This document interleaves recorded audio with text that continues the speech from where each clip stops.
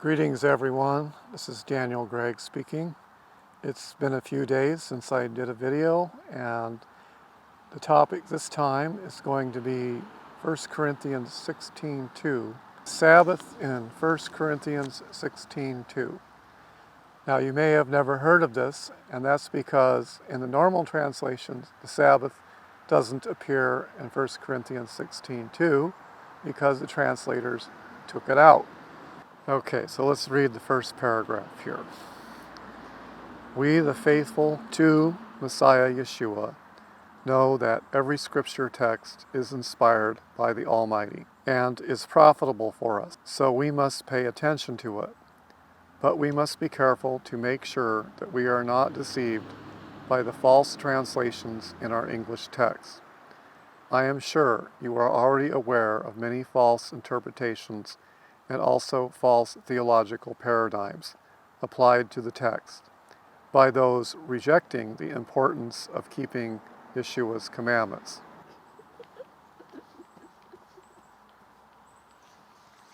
You want a picture of yourself in here?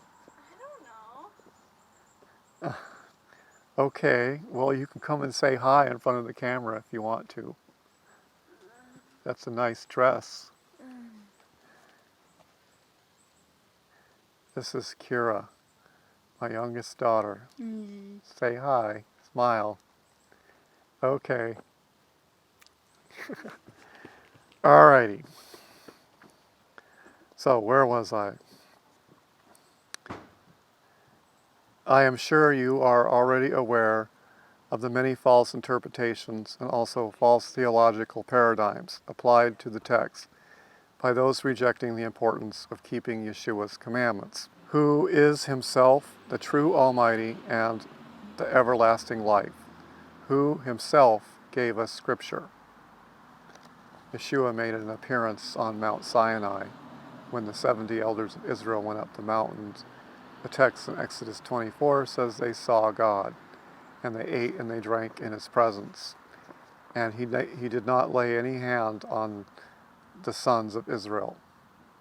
The superstition was that if you saw God, you would die, and which if you saw him in a certain form, you would die, but apparently not when he appeared as the angel of the Lord or Yeshua. So we must also educate ourselves about where the false translations are so that we are not tripped up by them and can recognize what isn't actually Scripture. All right, so we're going to talk about 1 Corinthians 16:2 today. In the ordinary translations, and I will quote from the King James Version here, the text goes like this. Upon the first day of the week, let every one of you lay by him in store, as God hath prospered him, that there be no gatherings when I come. Okay, so if you notice that, it says first day of the week in the King James Version. Okay, but the inspired text, according to the original text, says, down through the first of the Sabbaths, let each one of you be putting aside a savings, whatever he can give from his prosperity, that no collections be made when I may have come. Well, that's from the Good News of Messiah, 1 Corinthians 16:2, as translated straight from the Greek text. Okay. So, let's move on to the interpretation here. The interpretation of the text is not hard. In fact, the background for it is given in Leviticus 23:15. In this verse, there is a command to count 7 Sabbaths after Passover and up to Shavuot, or Pentecost. Okay? So, there are 7 Sabbaths between the Passover and Shavuot, and we're given instructions to count those 7 Sabbaths. First of the Sabbaths, second of the Sabbaths, third of the Sabbaths, and so on to the 7th of the Sabbaths. All right, so the context here does involve Passover and Shavuot. In 1 Corinthians 16:8, Paul mentions the Feast of Pentecost, or the Feast of Weeks, which we call in Hebrew Shavuot. So I'll read you that verse. He says, but I will remain in Ephesus until Shavuot, because a wide door for effective service has been opening to me, and there are many adversaries. Okay, so we know that he mentions the first of the Sabbaths, and then there's an up and coming Shavuot. Okay, so can we find a Passover before his statement? And indeed we do. Okay, so the first of the Sabbaths is always between Passover and Shavuot. So Paul sent the letter so that it would arrive for Passover. He states in 1 Corinthians 5:8, he states, a little earlier in the book. Of course, he wrote the book on one occasion. So it says, clean out the old leaven, and we should be celebrating the feast not with the old leaven.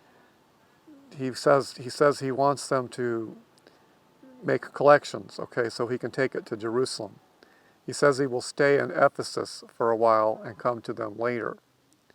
Okay, so the year, so I figured out in the chronology books, is the year 56 AD, because in the next year is when he actually makes the trip in 57 AD. Okay, so Paul suggested that he or those whom he approved would transport their gifts to Jerusalem after Shavuot. Okay, and by adopting this plan, he was giving an interpretation of a commandment in Exodus 23:15. A similar commandment is mentioned in Deuteronomy 16:16. All right, so the commandment goes like this. The feast of unleavened bread thou shalt observe 7 days. Thou shalt eat unleavened bread as that I have commanded thee at the appointed time in the month of fresh ears, because in it thou had gone forth from Egypt, and none will see my face empty-handed. Okay, and likewise in Deuteronomy 16:16, no one shall appear before the Lord empty-handed. Okay, so I gave you I think that's a King James translation I gave you. So this is in connection to the pilgrim feasts, and this commandment applies to all three of the pilgrim feasts. That would be Passover, Shavuot, and Tabernacles. Okay, so what it means is by not appearing empty-handed, it means that they should bring a gift when they make the pilgrimage to the feast. Okay, so Paul is following this custom, only he's applying it to the Corinthians in the exile, the Corinthians who've joined Israel, okay, by accepting Messiah Yeshua. All right, the year was 56 AD. Okay, now Paul's plans didn't come out exactly like he wanted because there was a riot in Ephesus. Okay, so this caused a delay of times in Paul's plans. So Paul was delayed until AD 57 in actually transporting the gift. So Paul, after he left Ephesus, he went to Macedonia, and then he went down through Greece and came to Corinth, where he stayed a while with the Corinthians. So during the delay, he had already written 2 Corinthians to them. Okay, and he left when he did arrive in Corinth after writing 2 Corinthians. He left Corinth well before Passover in AD 57 and went back up through Greece and Macedonia until he came to Philippi. And from Philippi, he departed by ship across the northern Aegean Sea to the town of Troas. Okay, and in that town of Troas, there was another meeting, there was a Passover mention, and then immediately after that, he traveled during the days of unleavened bread, and then he met with them on the first of the Sabbaths. And then he went down to Miletus to continue his trip to Jerusalem with the gift of the Corinthians. All right. So when he arrived in Jerusalem, he presented the alms of the gift. So he sailed for Jerusalem, and he was able to reach Jerusalem by the time of the Feast of Pentecost. And after a brief meeting with the Ephesian elders in Miletus. After that, he reached Jerusalem, and he joined some men in a Nazirite vow to disprove the charge that he was not teaching the faithful to circumcise their children. Okay, so this explains the context of the first of the Sabbaths in the passage. And the Greek uses the ordinary word for Sabbath. It's not first day of the week, it's first of the Sabbaths, okay? Um, and the first of the Sabbaths was the first of 7 Sabbaths counted between Passover and Shavuot. Okay, so it fits the context, it fits the season, it connects with the commandment to bring a gift to the pilgrim feast, and this is the reason for Paul giving the instructions. This has nothing to do with Sunday collection in the collection plate for churches. It has nothing to do with any regular meetings on Sunday. In fact, Sunday doesn't even exist in the New Testament. Only the first of the Sabbaths and the Sabbath. And the first of the Sabbaths is a special, particular Sabbath after the Passover. Okay, so now that I've explained the text and you see how it's been changed and what it really says, I will make some remarks on the Greek text. So try to be the most helpful possible here without getting bogged down in too many details. Okay, the word Sabbaths is in the plural. Okay, so that's Sabbaton in Greek, or it would be Shabbatot in Hebrew. Okay, in other Greek texts, or there is a difference in the Greek manuscripts. In some of them, it's singular, Sabbatu, and in others, it's plural, Sabbaton. Okay, so we either have Sabbath or Sabbaths. Now, I follow the reading plural, Sabbaths, okay, which is according to the Byzantine text space, or what people would call the majority text. Not that the Byzantine text space is always right, but I have textual critical reasons for reading it that way. Okay, so the preposition kata at the beginning of verse 2 literally means down from, or down through. Okay, I'll say a little bit more about that later, but down through the first of the Sabbaths. Paul is not just asking them to save on the first Sabbath or just for one Sabbath. He's asking them to begin saving then, or starting at that time, down through it and up to Shavuot. Okay, so they are putting aside as much of their savings as they can, or as they want to give during this period of time. All right, so there are many technical details of the Greek idiom here, and also Hebrew idiom, and if you are interested in an exhaustive grammatical analysis, you can acquire my book, On the Resurrection Day of Messiah Yeshua. Okay, but I should simply say that clever and crafty scholars from the institutional church try to exploit everything they think they know to say it isn't so. I am well aware of all of their tricks. All you really need to know is that they teach all the other false doctrines that come from their schools and therefore are disqualified. And also others who teach their false doctrines learned from them and still have to unlearn their lies. You will find this out if you study the history of where they get their ideas from, and it isn't Scripture. Okay, so the fact is, Scripture commands us to count 7 Sabbaths. That is literally what Paul was doing. And upon this basis, he taught the Corinthians. The opposition simply leaves the commandment hanging in the air with no explanation as to how or when it was kept. In fact, it's my experience in any discussion with people who are diehard convinced that there's no error in the translations and that they haven't been deceived. They don't even want to discuss Leviticus 23:15 or what it means in Hebrews.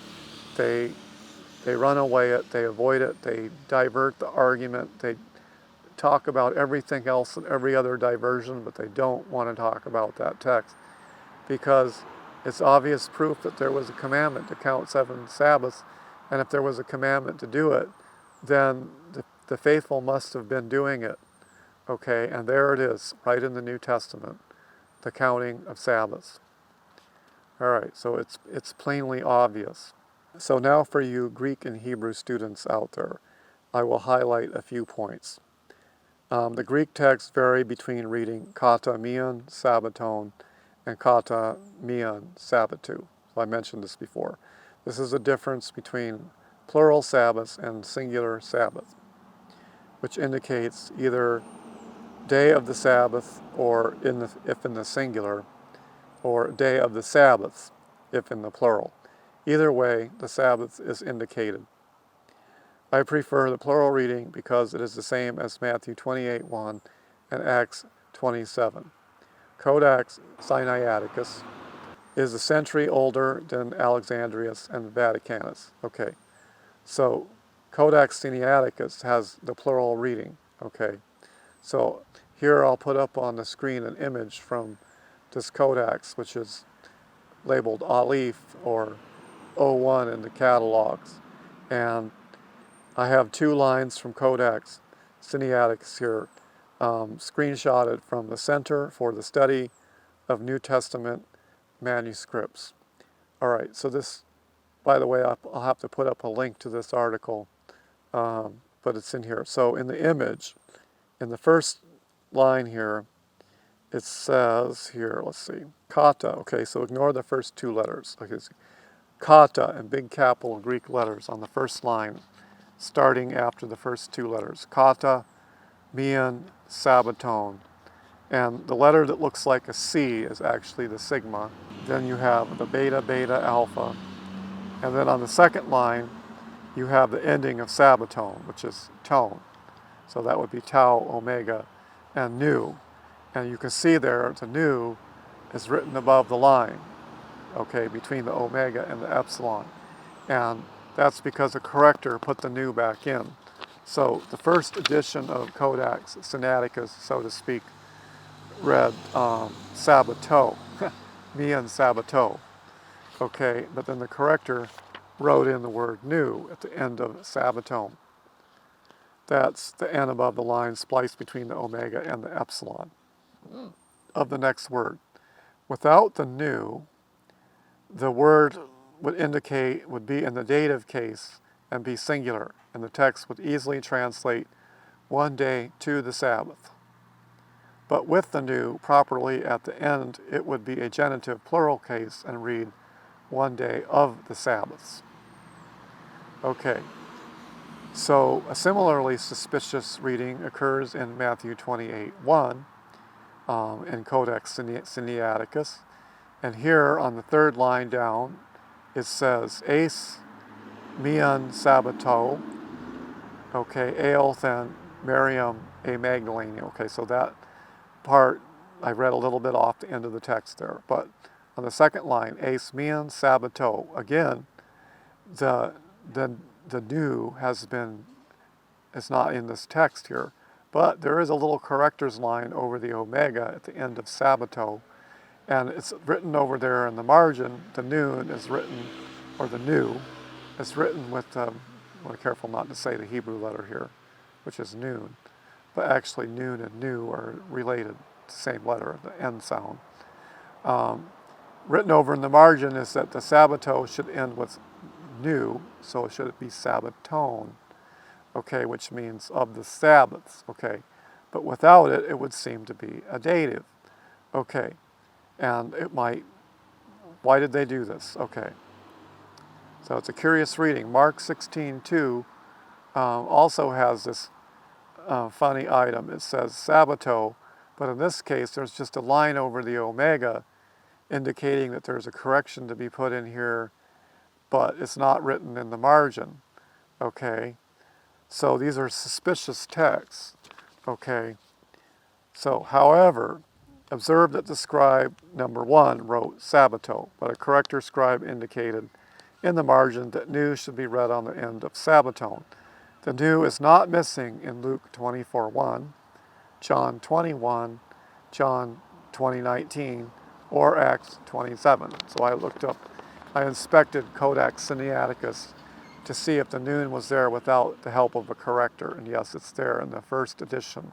The dative reading is obviously an intrusion into the text of possibly an individual book reading that was used in the sources for making Codex Sinaiticus. They may have used more than one manuscript or several manuscripts for several books, or consulted several manuscripts. Okay, so the original edition had Sabbato, but then the corrector said, no, I've consulted these other texts. It's Sabbatone, and so he wrote the noon in the margin. What was the first argument to explain their way around this text? Well, there were several, but one of the most popular arguments was to explain the text as one to the Sabbath. Okay, this argument was suggested by scholars in the past, defending the traditional interpretation, because in Hebrew, in the Mishnah and Dead Sea Scrolls, we run across the idiom one to the Sabbath, two to the Sabbath, and so on, up to the eve of the Sabbath and the Sabbath.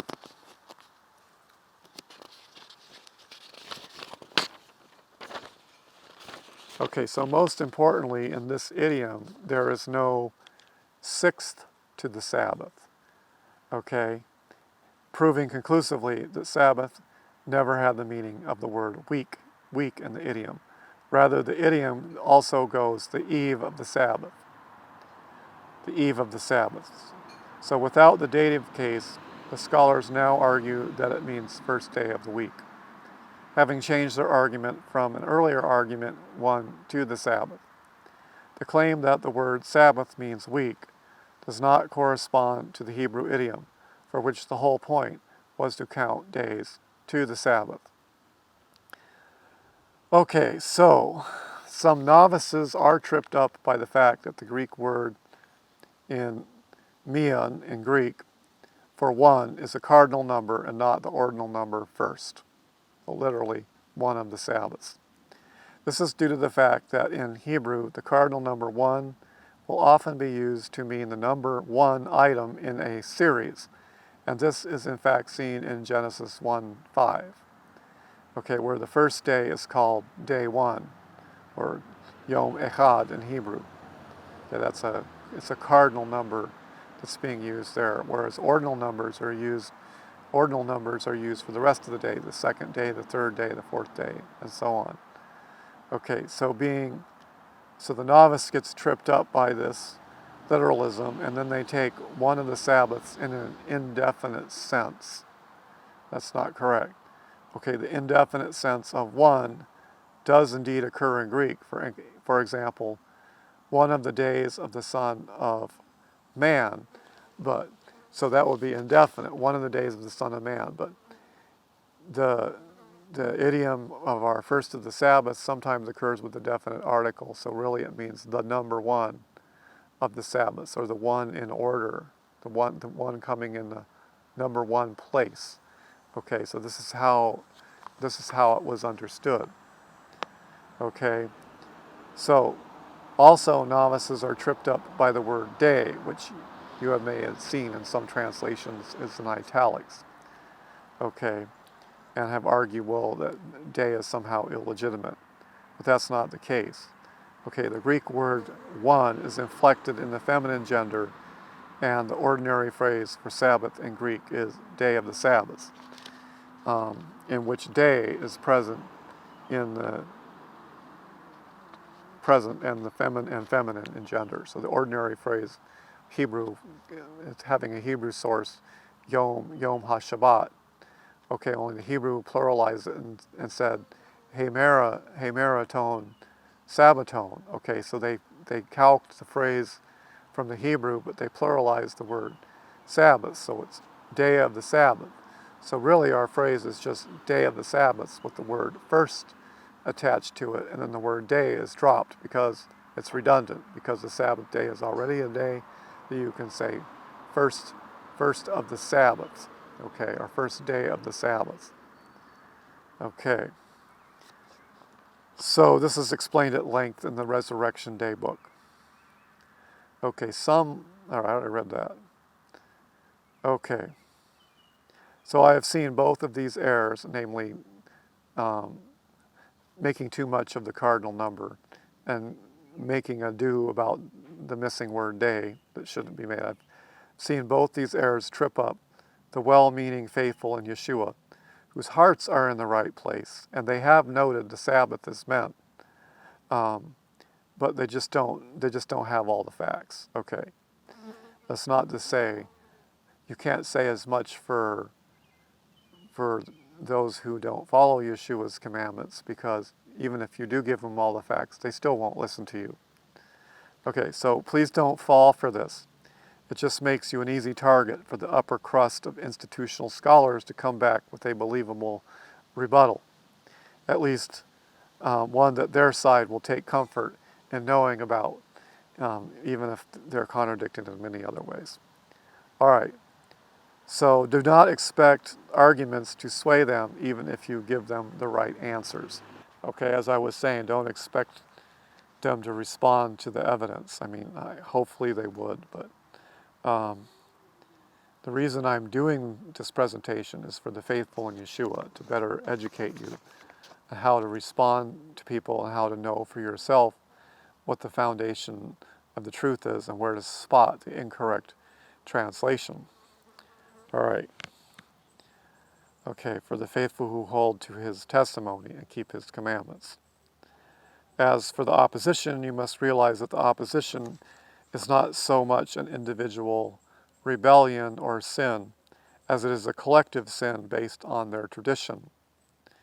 Their investment in the tradition and religious and theological narrative that has evolved, and a religious and theological narrative that has evolved and been designed over the centuries to keep them locked into the positions, the same positions of the rebels that started the false traditions or introduced the errors into the institutional church. Okay, so we must realize, we who keep Yeshua's commandments, that most of us had to be knocked off of our horses, like Paul on his way to Damascus, okay, at one time or another, to realize the truth. Okay, so I don't teach total depravity doctrine, but tradition and its interlocking apologists do lead to terminal corruption, and false translations play a part in this. So, or its interlocking apologetics do lead to terminal corruption, and false translations play a part of this. So after a remnant is delivered from this corruption, okay, so God's going to do an interim judgment so that the truth can prosper again. What remains will be destroyed, and only the remnant will be left with the resources of the truth. So the pattern of history is that because of rebellion and terminal corruption, whole empires collapsed, fallen away, and disappeared in favor of more righteous people who weren't so corrupt, who could have ears to hear the truth. Okay, so false translations do not become obvious until you do a word study on the original language and obtain from it the normative meaning of the word and associated grammar. The next step is to observe that the norms do make sense in the context, and that it is the tradition that departs from the norms. So in this case, it's the ordinary meaning of the word Sabbaton is Sabbaths, not week, okay, and it makes sense in the context of between Passover and Pentecost, in the context of the commandment, in the context of it referring to a Sabbath day. The ordinary idiom for the day of Sabbaths is embedded in the text. It fits all of the norms, okay, and we could keep expanding out this to the norms of wider chronology, and the correct teachings of the faith, okay, it fits those norms too. Okay, so then you can see objectively what the truth is. Okay, so my goal is to show you what these norms are and that they do make sense. Okay, but the craft of the defenders of tradition seems always to be to sweep the truth out of the way and simply restate the tradition based on their authority, which they know people will listen to, because people who are not seeking God don't want to hear any answer that exposes their sin. Okay, a sin of departing from the Sabbath, of departing from the commandments of Yeshua. And not just that, but departing from the proper explanations of forgiveness and sacrifice, and how Yeshua purges our sin and cleanses us from all unrighteousness. And the whole doctrinal structure has become corrupt. All right. So this is why only a remnant will be delivered from this age.